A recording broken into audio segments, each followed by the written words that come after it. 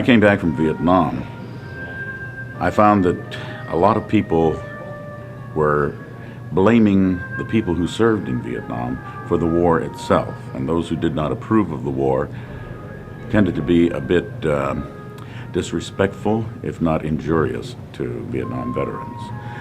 And a number of years ago, a real sea change occurred in attitude toward Vietnam, and more importantly toward the people who served there. And that was about the same time that the National Vietnam Veterans Memorial, that most people call the Wall, was built in Washington, D.C.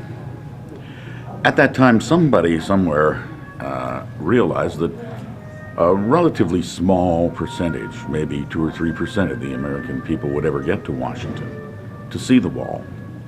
And so they thought, well, if we can't take the Wall, or if we can't take the people to the Wall, we can take the Wall to the people. So they built a half-scale replica of the Wall that was made out of panels that could be disassembled and placed on a flatbed truck and moved from place to place.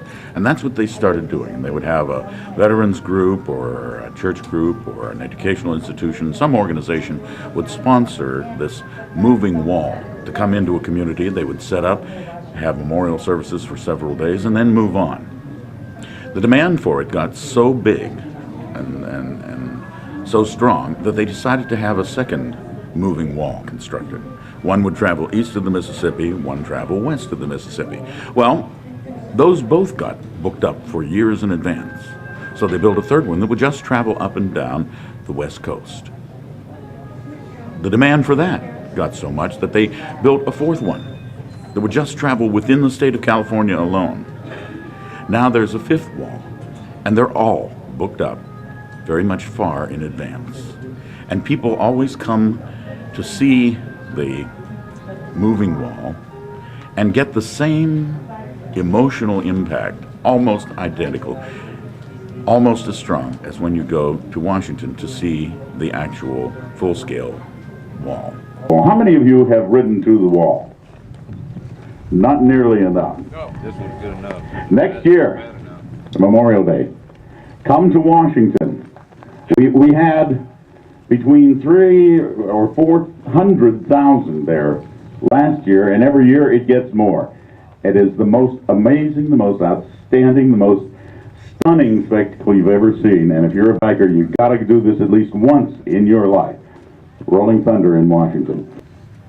This wall is one of the most impressive monuments in the world because of the names on it. Everybody knows somebody whose name is on that wall.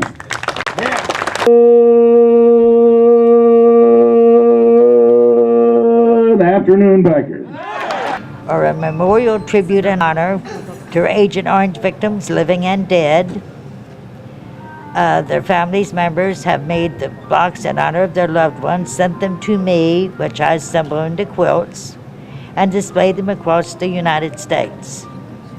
There has been approximately 250,000 Agent Orange deaths, 5 times greater than the ones on the wall.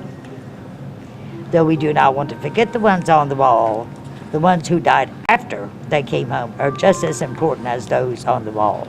Why am I doing it? Because my husband, who was a Korean and Vietnam veteran, who thought he survived both wars, did not survive Vietnam because he died from Agent Orange with cancer in 10 parts of his body. He was a retired Air Force Master Sergeant. His name was Gerald H. LeFevre. I think some of them do not realize the real impact of what happened to the men after they came home. Because a lot of people here said, I had no idea this happened to these people.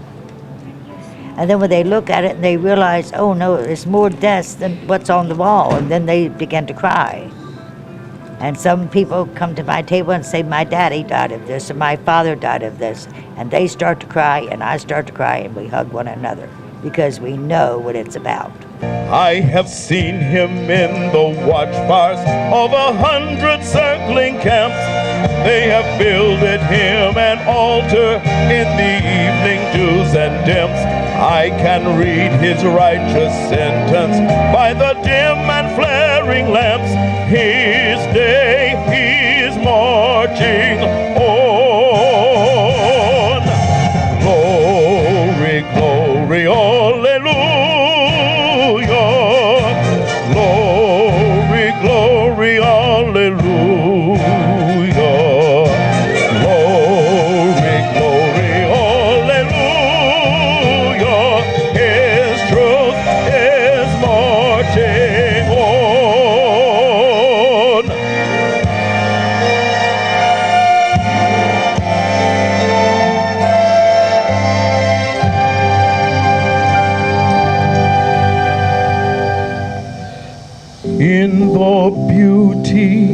of the lilies. Christ was born across the sea with a glory in his bosom that transfigures you and me. As he died to make men holy, let us live to make men free, while God is marching on. Glory, glory, hallelujah. Glory, glory, hallelujah. Glory, glory, hallelujah. His truth is marching on,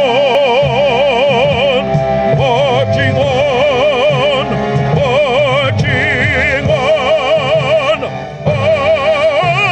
Amen.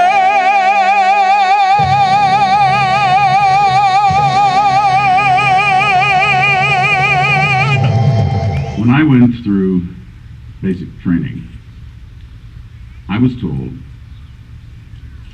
you are an American military man. Your government will never abandon you. If, through some unfortunate circumstance, you find yourself behind enemy lines, we will do everything in our power to recover you.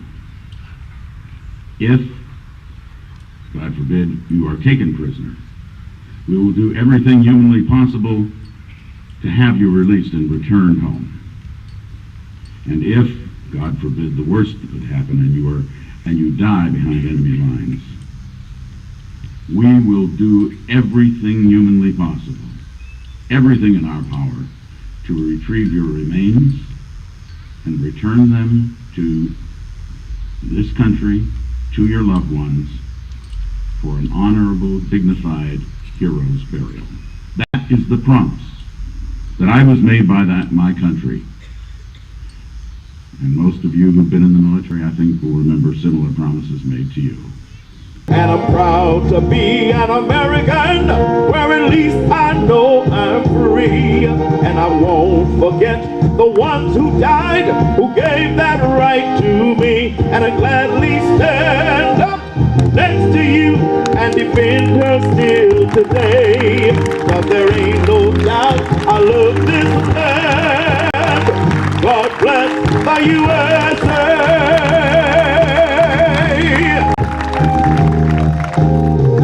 From the lakes of Minnesota to the hills of Tennessee, across the plains of Texas, from sea to shining sea, from Fairview Heights down to Houston, and New York to LA, where there's pride in every American heart, and it's time we stand and say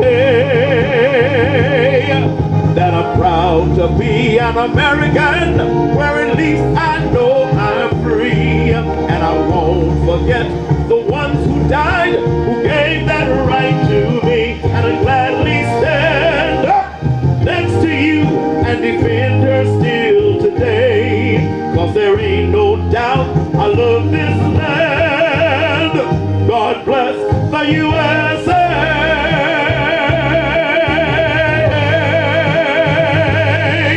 And I'm proud to be an American, where at least I know I'm free. And I won't forget the ones who died, who